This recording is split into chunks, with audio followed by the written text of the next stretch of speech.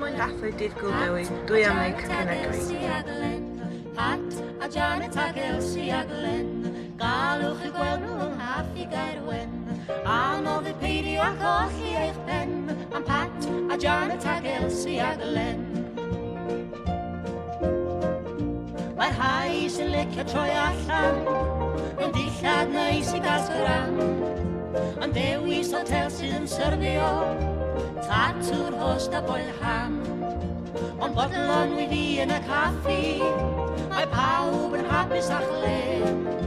Yn lewis fy nghrys, cafwy, chips a pys, ag wrth dalu y bil mi gafwen gen. Pat a Janet ag Elsie a Glen, galwch y gweld nhw yng nghaffi gair wen.